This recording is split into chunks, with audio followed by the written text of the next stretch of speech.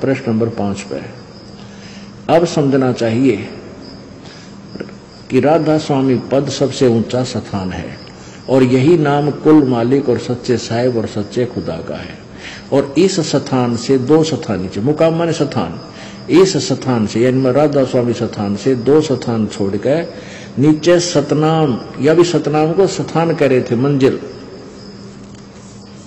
मंजिल 5वीं स्थान का स्थान है, मुकाम माने स्थान। किते है सिर्फ फिर बालक भी ना लिखे ये बातें जो इन्हें लिख रखी, अनजान भी ना लिखे। कि इस सतनाम के बारे में डिफाइन किया कि जिसको संतों ने सतलोक और सचखंड और सार शब्द और सतशब्द और सतनाम और सतपुरुष करके बयान किया है। इस सतनाम के ऊपर गाटा जोड़ा भी ना, सतनाम को डिफाइन करने लगे ये महापुरुष शिवदयाल जी कि जिसको संतों ने, सतनाम मुकाम है जिसको संतों ने सतलोक, सचखंड, सार शब्द और सतशब्द और सतनाम और सतपुरुष करके बयान किया है। अरे वाह, अपने आत्माओं जिनका ज्ञान ऐसा है तो उन्हें भगवान कैसा पाया होगा, वो तो भूता बनेगा ना। उनके पास भक्ति मंत्र 5 काल के, ये जो आथर्स वाले तुलसी जी थे उन्होंने घट रामायण लिखी है 2 भागों में। तो घट रामायण भाग नंबर 2 के प्रश्न नंबर 27 में लिखा है, ये 500 नाम काल के जानो। ये 500 नाम तक काल के हैं, एक आदि नाम और सतनाम इनसे भिन्न है, वो है मोक्षदायक। इनको पता नहीं तीनों मंत्रों का, इसलिए ये सभी श्रद्धालु और ये संत काल के ही जाल में है। ये दास बिल्कुल ढोल बजा के कह रहा है, समझना चाहिए। आगे इसी में और क्या लिखा है देखो, और कमाल कर रखे। भाग 1 ये वही है, सारवचन राधा स्वामी वार्तिक, 4था हम पढ़ रहे थे, यहां तक पढ़ लिया। अब यहां राधा स्वामी पद को अकह अनाम भी कहते हैं, क्योंकि यही पद अपार और अनंत और अनादि है और बाकी के सब मुकाम इसी से प्रगट यानी पैदा हुए हैं। और सच्चा लाभ मकान जिसको स्थान भी नहीं कह सकते इसी को कहते हैं। पता कोई बात हुई है?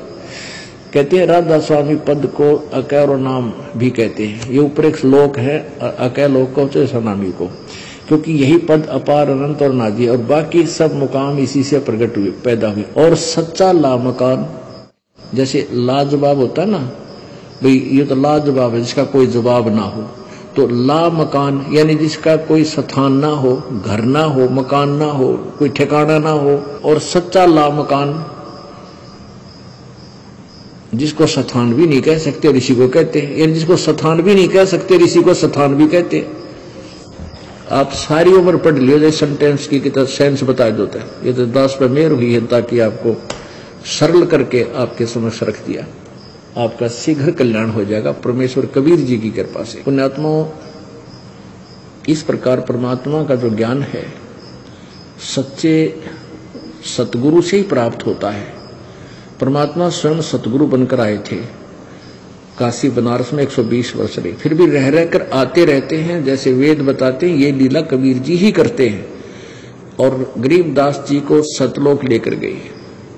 जब सतलोक पहुंचे तो क्या देखा गरीबदास साहिब जी ने कि जो नीचे से परमात्मा एक जिंदा महात्मा का रूप बनाकर आए हुए थे, जैसे एक संत का रूप बना लेते हैं मुसलमानों में, जिंदा महात्मा होते हैं, काला सा टोप और काला ही एक ओवरकोट यानी एक ही कपड़ा घुटनों से नीचे तक का बना हुआ होता है, कमीज सा, और एक कच्छा पहनते हैं घुटनों से ऊपर तक का, एक टोप काला टोप होता है ऐसे लंबे से चोटे का, इस तरह का। तो इस वेशभूषा में थे, इस लोक में अपने रूप को हल्का करके आए, एक से दूसरा अन्य रूप धारण करके आए।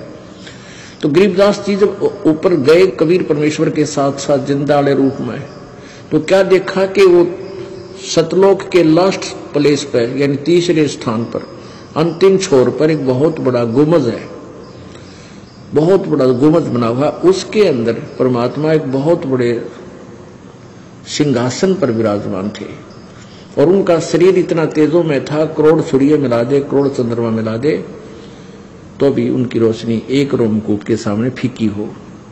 अब वहां जाने के बाद दिव्य दृष्टि देखती है, ये चरम दृष्टि नहीं देख सकती, सहन नहीं कर सकती।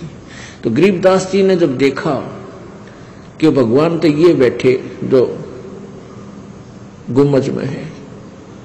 कबीर देव जी आए थे नीचे, वो रूप अपने ही दूसरे रूप ओरिजिनल रूप पर चंवर करने लगा, जैसे सेवक करते हैं गुरु जी के ऊपर चंवर ले कैसे। तो गरीबदास जी ने सोचा भाई भगवान तो ये है जो इस तख्त पर बैठा, ये सिंहासन पर विराजमान है, ये है भगवान। ओहो दर्शन हुए, बड़ा प्यारे परमात्मा, ओ भाग जगे मेरे। इतना सोच ही रहा था कि वो परमात्मा जो दिखाई दे रहे थे तेजो में शरीर वाले, वह खड़े हुए और जिंदा वाले रूप में जो परमात्मा नीचे से गए थे वो बैठ गए तख्त के ऊपर सिंहासन पर। अनंत कोट ब्रह्मांडों के कंट्रोलर के सिंहासन के ऊपर वो परमात्मा विराजमान हो गए।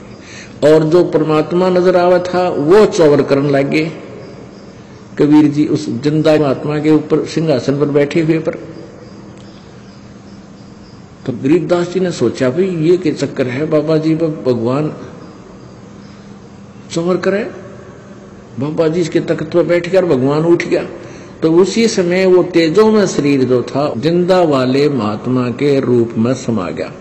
अकेले वो कबीर देव जी जो नीचे तक गए थे जिंदा महात्मा के रूप में, एक साधु संत के रूप में, वो उस तख्त पर विराजमान हो गए और चंवर अपने आप घूमने लगा। वो समझ गए फिर गरीबदास जी कि ये तो परमात्मा जा रहे थे नीचे, मुझे ही ये ऐसे भ्रमित कर रहे थे, दो रूप बना के गए थे, यही भगवान थे जो मुझे मिले जाके।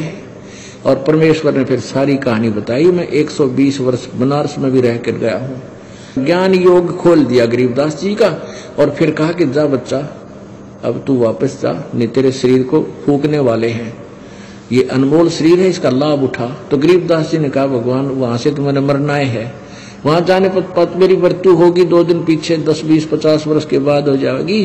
ये प्रभु मुझे वापस ना भेजो, यही रख लो।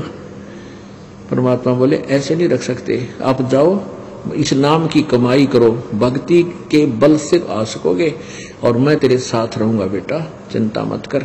तो इतना कहते ही आत्मा को वापस भेज दिया। उस समय गरीबदास जी के स्थूल शरीर को फूकने की तैयारी कर रहे थे, चिता पर डाल रखा था, अग्नि लगाने ही वाले थे। इतने में उनका शरीर में कंपन हुई, ऊपर जो बांध रखे थे अर्थी का ऊपर का रस्सी अपने आप टूट गई और गरीबदास जी खड़े हो गए। उसके बाद परमात्मा की आंखों देखी महिमा की वाणी बोलने लगे। बोलो सतगुरुदेव की।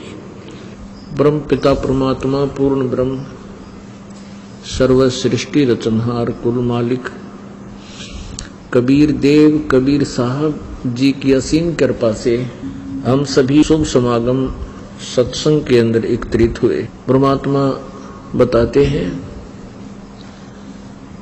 अपनी महिमा आप ही बताकर हमें अपनी लीला से परिचित कराते हैं। मात पिता मिल जावेंगे, मात पिता मिल जावेंगे 184 माह, सतगुरु सेवा और बंदगी भाई फिर मिलन की ना।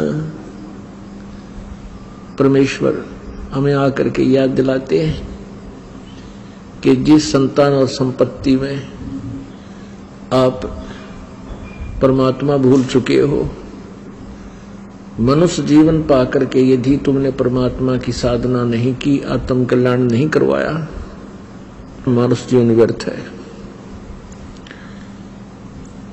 परमात्मा कहते हैं इस संसार में यदि कोई दुर्लभ वस्तु है तो सत्संग है। इस संसार में यदि कोई दुर्लभ वस्तु है तो सत्संग है। और सत्संग सतगुरु ही कर सकता है। सतगुरु मीन सच्चा गुरु। ये नकली गुरु ज्यादा है, करोड़ों अरबों नकली गुरु हैं, इसलिए सतगुरु कहा गया है। जो सच्चा यथार्थ ज्ञान प्रदान करता है वो सतगुरु है।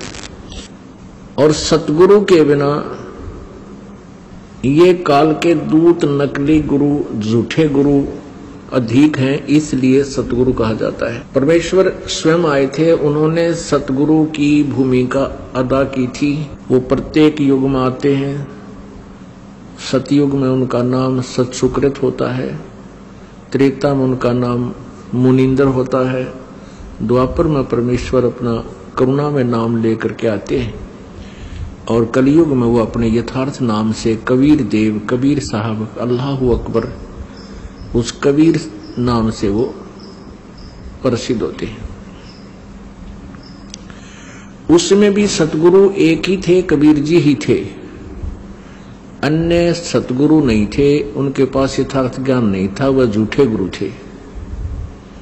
जितने भी ऋषि थे, ब्राह्मण थे, गुरु थे, वो सभी नकली थे, और वर्तमान में भी यही स्थिति है। अब इस दास के ऊपर परमेश्वर कबीर जी ने, सतगुरु गुरुदेव जी ने कृपा की, यथार्थ ज्ञान से परिचित करवाया और इस दास को सतगुरु बना दिया। कबीर देव जी तो बने बनाए सतगुरु हैं, वो तो सारी सृष्टि के रचनहार हैं, और इस दास को भी ज्ञान योग दे करके, खोल करके सदगुरु बनाया। तो पुण्यात्माओं, इस संसार में, इस ब्रह्मांड में यदि कोई चीज दुर्लभ है, सत्संग है, और सत्संग सतगुरु ही किया करते हैं, और कोई सत्संग नहीं कर सकता। बकवाद तो कितनी किस्से पर करवा लो, नाचना गाना करवा लो, और इधर उधर की मीठी बातें कितनी बनवा लो, परंतु उनके पास सत्संग नहीं है। आज दिन के समय आपको सत्संग दिखाया था उस शिवदयाल जी महाराज का, और तेरा गजब भैया, और उनको सदगुरु की उपाधि प्राप्त थी, परम धनी हजूर जी महाराज। तो यहां परमात्मा अपनी एक ही वाणी में स्पष्ट कर देते हैं कि माता पिता मिल जाएंगे इस 184 माह। जैसे पशु पक्षी के, मान लीजिए कुत्ते के घर जन्म होगा तो वहां माता पिता, पक्षी बन जाएंगे, पक्षी के घर जन्म होगा तो वहां माता पिता, गधे